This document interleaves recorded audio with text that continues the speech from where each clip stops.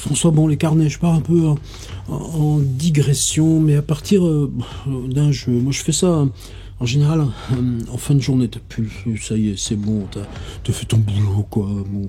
Et il y a ce côté de l'image. C'est Internet, pour moi, ça a été toujours la liberté de pouvoir associer de l'image et du texte, donc de l'image photographique, donc la possibilité d'entrer dans des images de musée, reprendre une image de Montsou Desiderio, de Charles Schiller et retravailler là, ou bien même dans le travail, par exemple, de traduction. H.P. Lovecraft. Lovecraft dit, ce qui porte là notre humanité, c'est la peur, ce qui nous pousse à l'histoire, ce qui nous pousse ou ce qui nous pousse dans la curiosité, aller toujours dans la curiosité là où il y a le tremblement, la petite limite, passer par la peur. Et les images de Lovecraft, elles sont à la fois cosmogoniques, elles sont à la fois là dans ces toutes petites villes comme son Arkham né de Providence, comme ça peut être des villes mégapoles comme New York, mais qu'on peut aller retrouver là sous la terre. Tout d'un coup, ça c'est récurrent dans ces histoires.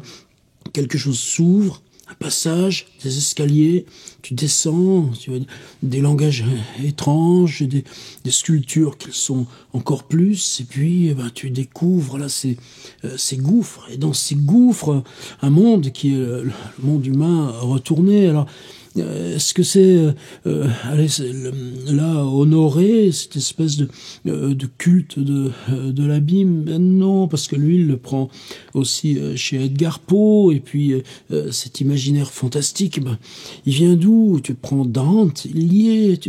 Donc qu'est-ce qu'il y a là en nous de ce fond obscur qui fait que tu veux la toucher, cette curiosité devant, et pour ça, c'est ce truc de le mur de la Sixtine peint par Michel-Ange. Tu vois l'autoportrait du peintre. Ben oui, c'est une espèce de peau vide là qu'on vous pousse là devant en amont, et c'est une sorte d'invariant. Est-ce que c'est un invariant de l'imaginaire? Non, parce que si tu veux chercher ce qui te... comment tu te saisis du présent? Comment tu te saisis du présent?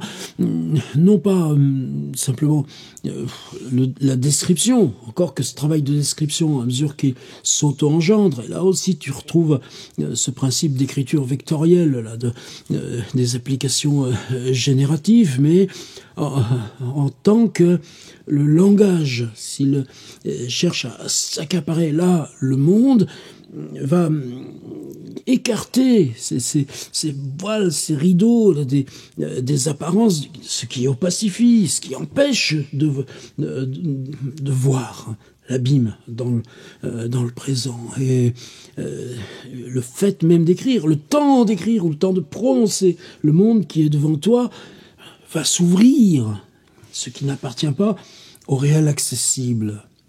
C'est mystérieux tout ça. Et là, pour moi, Franz Kafka, par exemple, la confiance qu'on peut avoir dans Kafka, la façon dont si tu tends la main devant toi, je dis pas ça par hasard parce qu'il y a un titre là qui me heurte, là, Kafka va t'emmener avec lui. Et c'est un tel besoin, un tel besoin. Alors ça, pour moi, ces vieilles tâches de la littérature. Et par exemple, H.P. Lovecraft. Bon, il est dans le texte. Est-ce que c'est quelqu'un qui dessine? Ben ouais, c'est comme Baudelaire, c'est comme Kafka. C'est seulement nous qui avons perdu cet art individuel de dessiner, comme la photographie, un art individuel partageable. Lovecraft, et évidemment tout ce travail d'illustration qui est souvent déceptif. Par exemple dans Montagne de la folie, At the Mountains of Darkness, et me dites pas que ça s'appelle Montagne hallucinée, il y en a ras-le-bol. Ça s'est jamais appelé comme ça, c'est une fausse appellation, c'est Jacques Papin, de toute façon il n'y avait pas le texte de Lovecraft, il avait des trucs montés, etc. Laissons passer. Mais au moment où cette espèce de figure monstre surgit là dans les abîmes, Lovecraft, avec un bruit qui ressemblait à celui du métro de Boston. L'arrivée du métro dans les boyaux étroits, le tremblement de fer, de ciment, etc. Et voilà. Et donc c'est une impossibilité d'image qui génère l'image par le texte. Parallèlement, dans Montagne de la folie, il travaille énormément à partir d'images d'un peintre, d'ailleurs qui avait été exposé à New York dans ces périodes-là, un peintre d'origine russe qui s'appelle Nicolas Roerich. Et ce Roerich travaille beaucoup sur ces villes verticales, suspendues au Tibet, et puis dans ces zones inaccessibles à l'époque de glace, de neige. Il le travaille avec des formes géométriques. Et à partir de ça, Lovecraft fabrique ce monde en ruine. Et ben oui, dans Montagne de la folie, cette ville qui va nous donner accès au monde souterrain, c'est une ville en ruine. Et cette ville en ruine, elle signifie simplement le cycle, ce cycle de temps bien au-delà du temps humain, mais qui est celui de la fin des civilisations. Est-ce qu'on peut parler d'anthropocène pour H.P. Lovecraft? Non, il n'y a pas conscience de ça. Mais cette question de l'homme pris à ses propres vertiges, incapable d'enrayer, ce qui potentiellement l'effondre en tant que catégorie dominante, mais en tant que dépositaire de la pensée réflexive, c'est présent sans cesse. Et comment, justement, parce que tu ne peux pas penser ta propre fin. C'est pas un idéal de penser sa propre fin. Mais si on veut résister, comment on fait?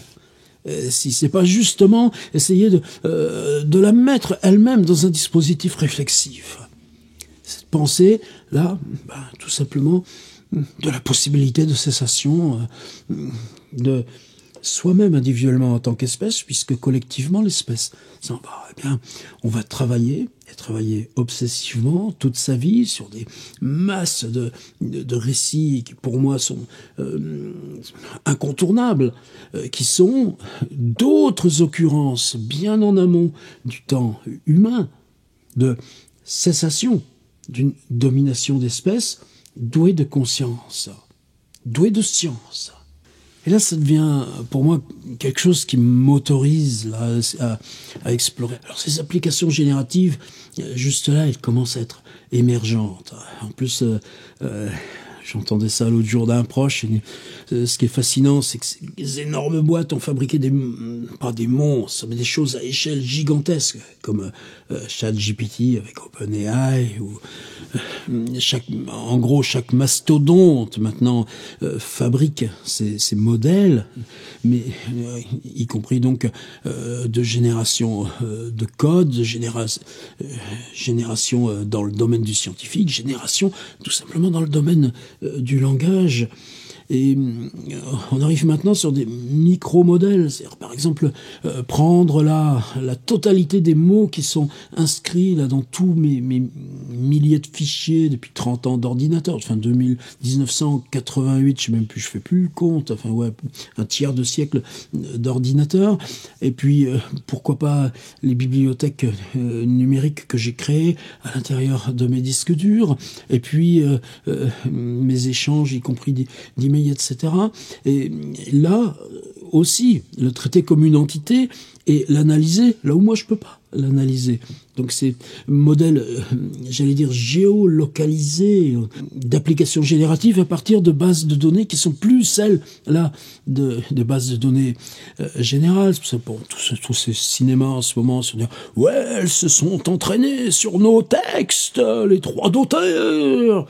Mais ça ne fait plus rien, ça. Qu'est-ce que c'est l'auteur? C'est des recompositions. Mais sur quoi je me suis entraîné, moi, quand je vous parle de Lovecraft, quand je vous parle de Kafka? Alors voilà, je voudrais arriver à ça. Qu'est-ce que je fais alors le soir, pendant 20 minutes? J'ai travaillé. Alors maintenant, t'en vois partout, hein, même tous les copains, là-bas, je vais pas mettre des noms, hein, mais tu passes sur leurs Instagram, attends, mais ça va, travaille là ton image, allez, et puis tiens, toi aussi tu t'y es mis, tout ça.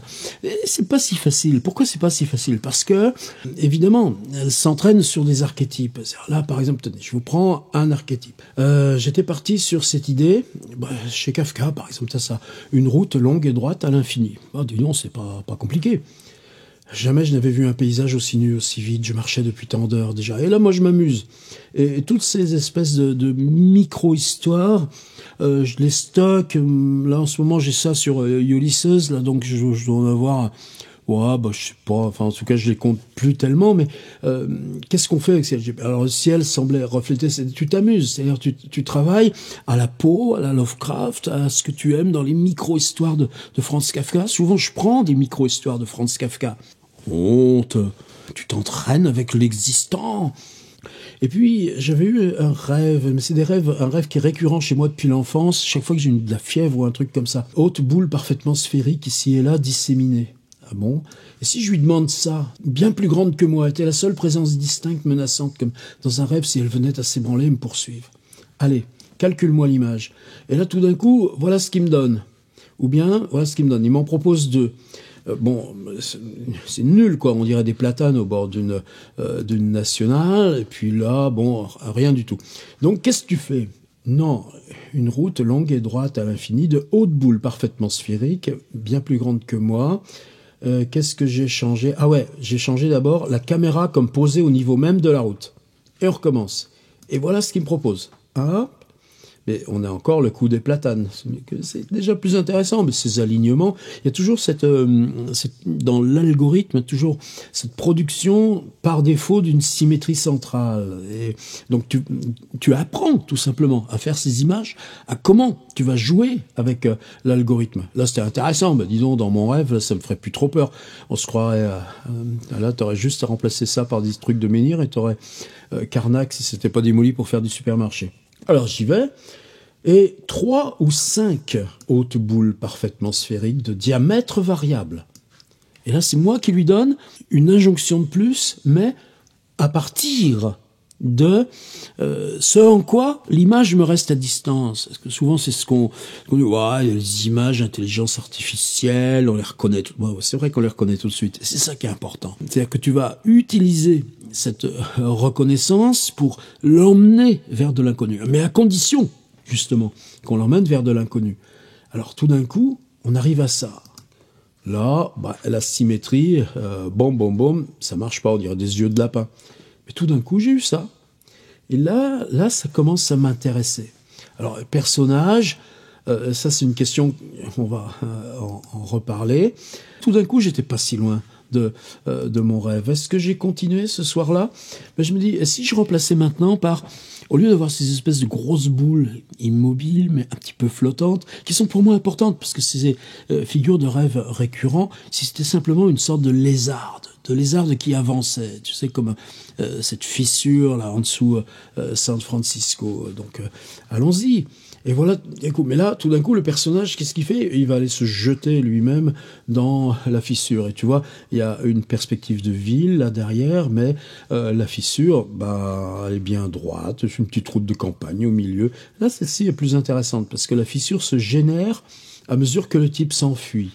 Et ce truc-ci s'extirpe du sol. Là, par exemple, vous voyez ça totalement raté. Alors, je les garde pas. J'en prends, en gros, celles qui m'intéressent. Mais sur l'ordi, tu vois, si je les classe par jour, mais des petites bibliothèques, tu vois, comme ça.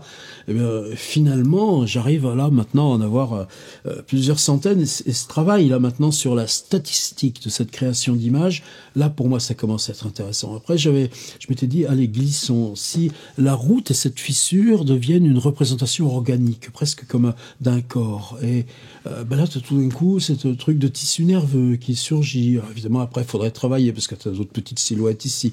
La petite ville, on dirait, tu sais, Salinas, la ville de Steinbeck, là, dans ces champs de salade à l'infini, parce que ça aussi, c'est-à-dire, si tu veux que ça soit situé à Paris, il va te coller une tour Eiffel dans un coin, mais bon, disons que c'est complètement bêta. Par contre, il est entièrement formé avec des paysages américains. Là, typiquement, Salinas, ou la ville New York. Le truc intéressant, c'est de mettre des images dans l'image. C'est-à-dire, toi, tu fabriques une image d'un événement si tu lui dis l'appareil photo ou le photographe qui est en train de travailler sur cette fabrication d'images. Et tu peux avoir des trucs qui sont intéressants. Alors, tu as des trucs, bon, évidemment, échec total, oui, mais à mesure tu apprends à dire, c'est-à-dire tu pétris, c'est on te dit, bah, tu fais rien, l'image elle se fabrique toute seule. Bah non, elle se fabrique pas toute seule.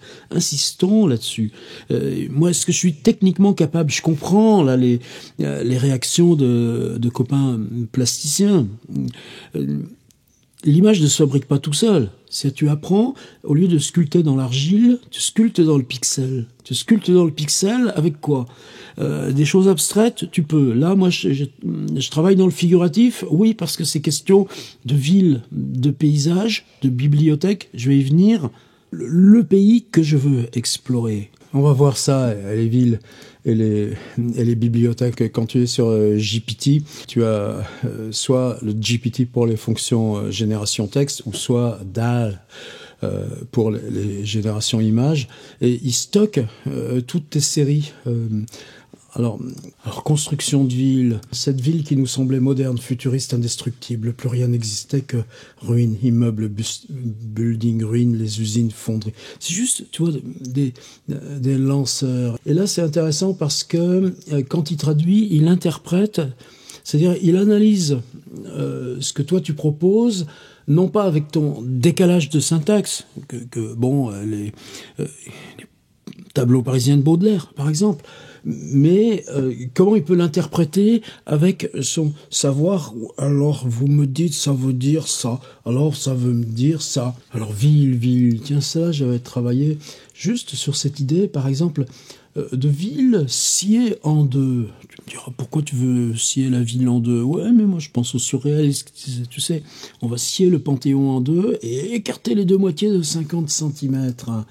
Et alors là, voilà ce que ça donne. Mais ça peut être intéressant, tu vois, parce que là, il montre des tas de souterrains, l'occupation souterraine de la ville, avec ses différents niveaux, les trains, les machins, les commerces, les trucs, et puis voilà, le petit bonhomme, là, il va tomber. Par exemple, toute la ville où qu'on regarde, les usines, les bâtiments jusqu'au ciel, tout était détruit, ruiné, le paysage autour, gris et hostile à l'infini, le canal, gris et pollué, désert, les échangeurs, des autoroutes effondrées, et lui, qui finissait par, donc le petit personnage, qui finissait par sortir de ces gouffres souterrains, sous la ville, et ce livre maudit, posé au premier plan, qui en était une des explications.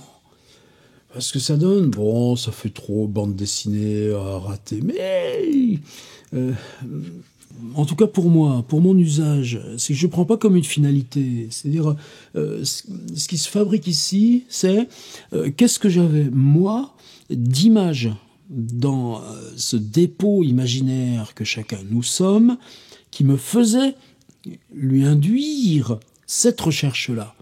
Et à ce moment-là, l'image, ces éléments, sa disposition, sa construction, ça me redonne des éléments pour mes tâches de récit ou pour mes assemblages de phrases. Et là, pour moi, l'expérience, de toute façon, c'est pas du temps perdu. Alors, qu'est-ce qu'il m'a fait ici ? Alors pareil, tu vois, lui, il a toujours ses symétries, et tu as toujours les trucs. Alors tu lui dis, non, là, maintenant, tu me prends des courbes. Alors il les fait, les courbes, mais simplement, bon, tu as les bagnoles ici, c'est intéressant, tu as ce vieux camion, là, qui passait dans le coin. L'usine était intéressante, même si c'est des constructions de blocs, comme mes petits-enfants font avec des caplas. Mais justement, pourquoi le capla, c'est un inducteur d'imaginaire formidable? Qu'est-ce que tu apportes de pré-dépôt d'images intériorisées dans la construction que va symboliser le capla. Et pour moi ça, puisque c'est rien, il n'y a pas de matière, c'est des fichiers qui pèsent rien, là c'est ce petit rouage là qui est intéressant. Comment tu induis les courbes, comment les courbes se traversent. Ouais, il a du mal. Et tu mesures bien le peu que tu gardes. Tu vas cheminer, lui rajouter, remontant de ces gouffres et souterrains. Il découvrait, c'est-à-dire comment tu lui imposes que la présence narrative du personnage soit un mouvement, un cheminement. Là, ça avait donné ça, avec tout d'un coup, par exemple, dès qu'un train devient vieux, il faut que ce soit un train qui remonte à d'autres époques. Et les créations, alors il a des bases entières, là, comme ça, de vieux trains qu'il est capable de présenter rouillés.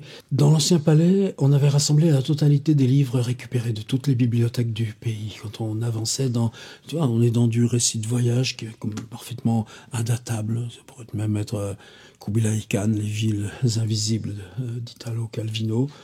Lui, il va nous présenter ça, ou il va nous organiser ça, parce que avec comment on circule d'un niveau à l'autre. Là, moi, je lui dis, pourrait-on reprendre cette ébauche avec plus de désordre, de fouillis, de poussière, que l'ensemble soit plus tortueux, labyrinthique, avec des passerelles égales.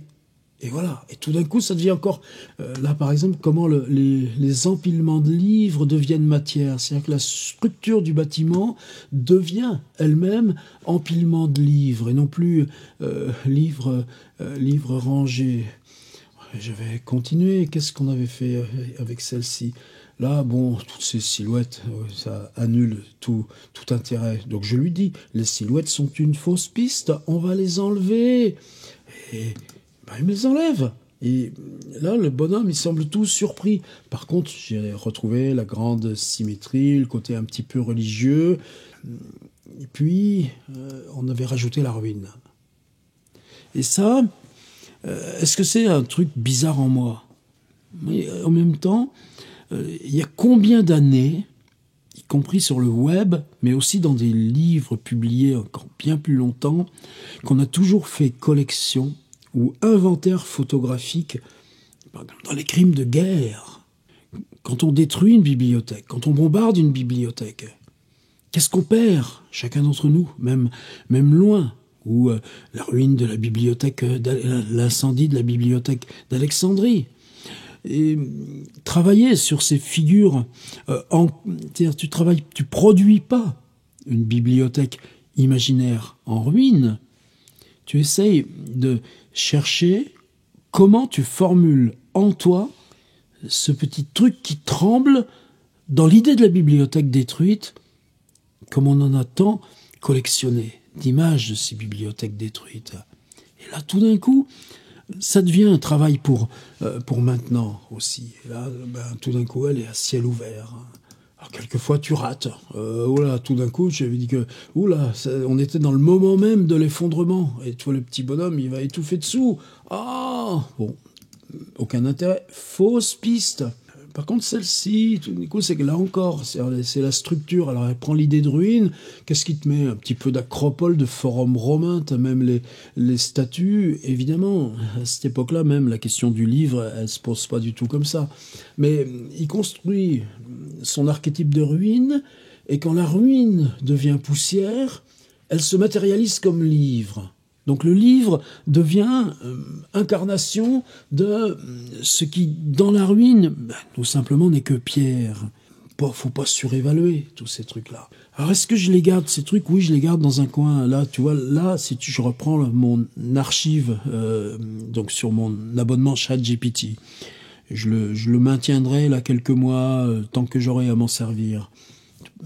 Perds pas tes sous à faire ça. J'ai l'archive de mes recherches, l'archive de mes formulations, et j'ai aussi l'archive des photos qui n'ont aucun intérêt et que je ne garde pas. Par contre, chaque jour, alors là je passe simplement, là je suis dans mon disque dur, je vais travailler sur cette fissuration de la ville. Et dans la fissuration de la ville, j'avais voulu travailler sur l'idée que une fissuration mettait à nu tout simplement la bibliothèque collective constituée.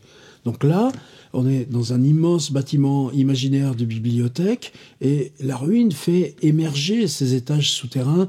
Alors évidemment, là, c'est compliqué. Toi, par exemple, là, tu as une ligne de fuite avec des rails, des courbes des voitures, et puis en fait, là, tu as une espèce de zone close, et bon, on est totalement irrationnel. Une autre figure de bibliothèque, j'avais utilisé une bibliothèque qui se bâtit par tours. Pas question de travailler sur l'idée de la BNF, mais cette succession de tours qui pouvait faire qu'une bibliothèque pouvait devenir, par exemple, l'empilement de tous les siècles. Et là, les silos souterrains deviennent eux-mêmes des nouvelles rues, des nouvelles percées, zones industrielles, zones de représentation de machines. Bon, moi, pareil, c'est ma vie, c'est tout. Donc, je travaille là-dessus, point. L'idée, là, de la bibliothèque et la ruine, et la bibliothèque et l'industrie. Mais quand tu es chez Dickens, tu as ces figures qui s'entremêlent tout le temps. Alors là, est-ce que je lis, et c'est pour moi le paradoxe, c'est en tant que lecteur de Benjamin, c'est-à-dire quelle ruine fabriquons-nous de nous-mêmes aujourd'hui? C'est-à-dire si là maintenant qu'accélèrent ces configurations d'anthropocène, qu'est-ce que serait la trace là de ce vertige par quoi collectivement l'homme se détruit? Tu ne vas pas me faire croire que c'est inutile. Alors ça donne des choses... ouais, je n'y accorde pas plus d'intérêt. Simplement, celle-ci par exemple, là, regardant, ouais, je impliquais des trucs avec des idées que deuil, là, dispersé. Bon, tu vois, là, placé dans la corbeille, hop, disparu. Voilà, une bibliothèque en ruine. Alors là, pareil, le personnage casse tout, et puis je lui ai dit qu'il me fallait des galeries avec des échelles, des labyrinthes. C'était trop pour lui, c'était trop. Bon, faut pas demander midi à 14h à une application générative. Celle-là est intéressante plus dans ces échelles comme le Snakes and Ladders, c'est ce jeu. Mais bon, le personnage, il a l'air d'un gros bonnet. Celui-ci est plus, dans la mesure où il a peur, c'est plus intéressant. Celui-ci est complètement archétype. Attends, regarde tout de suite là, hop là, vire-moi ça aux oubliettes, t'as jamais existé. Par contre, si tu supprimes le personnage, là tout d'un coup, tu travailles sur supprimer le trop de lumière, fabriquer que, vu là d'un niveau de base, les sous-sols sont visibles, mais que l'étagement des étages peut monter jusqu'à une sorte d'infini qui ne donnerait que sur la nuit. Eh ben, tout d'un coup, l'image devient viable. Et je répète, peut-être pas viable en tant qu'image, en tout cas dans sa matière graphique, mais par les nouvelles zones de récit ou d'assemblage de phrases descriptives qu'elle m'impose de trouver pour rejoindre cette image. Alors, je travaillais aussi sur ces accessoires, mais sur ces images de celui qui écrit. Celui qui écrit, c'est dans une chambre, c'est comment? C'est à sa table, c'est avec un ordi. Là, c'était l'idée que l'ordi devienne le livre et que le type monte sur la table. Il monte sur la table et puis c'est l'écran qui était devenu livre. Et là, dans ce dérèglement, alors c'est lui qui a reproposé, puisqu'il y avait ce truc là de la main qui palpe. En fait, il y a les mains du bonhomme qui palpent son écran, mais tu as une main qui rattrape tout ça et tu te retrouves là dans ce cabinet de Saint-Ambroise qui fascinait tant Pérec, parce que c'était une sorte d'estrade comme ça enclose dans des baldaquins. Alors souvent, il m'arrive de les mettre... Edgar Poe, alors tu veux travailler sur la présence silencieuse d'Edgar Poe devant toi quand tu es en train de le lire. Voilà ce qui me fabrique, aucun intérêt. Par contre, j'avais travaillé sur celle-ci à partir de H.P. Lovecraft, ce texte-là où ils sont deux à converser dans un vieux cimetière à Salem. Il y avait ce truc récurrent chez le H.P. Lovecraft du type qui sort de la tombe ou de la tombe qu'on creuse. Tout d'un coup, là, non seulement c'est Edgar Poe qui me fiche là dans la terre et qui en sort, mais tout d'un coup ça devient tout autre. Alors le hasard te favorise à l'infini. Alors pourquoi tout ce baratin et pourquoi toute cette visite, et on va le remettre maintenant en mode automatique. Cette question du goût pour la ruine, moi je l'adore dans les peintures du Quattrocento italien, ces villes imaginaires, ces villes futuristes. C'est quelque chose qu'on doit en permanence retravailler. Prenez Hubert Robert. Qui dira qu'Hubert Robert n'a pas sa place au Louvre? Et pourtant des fois, il est lourd. Hubert Robert, il est archétype Hubert Robert. Et tu retrouves les archétypes d'Hubert Robert pour les ruines dans ce que fabrique une application générative comme GPT avec DALL. Je pense à la phrase de Pascal. Le silence éternel de ces espaces infinis m'effraie. Oui, il est là, l'effroi. Qu'est-ce qui est terrifiant? Parce que ce matin, je me suis, là, en allumant l'ordi, il y avait un petit message sur Facebook. Ne trouvez-vous pas qu'il y a quelque chose de terrifiant à ces univers? Et que c'est une dame, après ce que j'ai compris, du Québec, et ça participait d'une bonne intention, et très gentiment, elle me dit, je sais que je me mêle de ce qui ne me regarde pas. Et évidemment, tu le prends pas mal du tout. Cette image, je la mets là. Type assis à son ordi, et en quoi, là, moi, ma situation, agenda extérieur, 0. État du monde à l'extérieur. Est-ce que tu retourneras à Moscou? Non. Est-ce que tu retourneras à Jérusalem? T'as peur. Est-ce que l'état du monde est terrifiant? Qu'est-ce qu'on laisse à nos petits zigotos qui viennent là, qui me foutent partout des post-it, puis qui me prennent mes ciseaux, etc. C'est ça sur quoi on bosse. Et en même temps, là, avec mon petit système web, la double épaisseur de livres sur les 3 côtés des murs fait que ça me protège.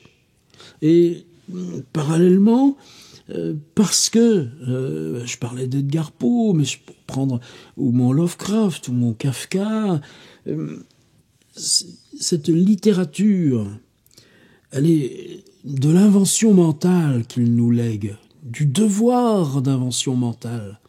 Tu ne peux y procéder qu'en te concentrant là, sur ta table, à partir de tes livres.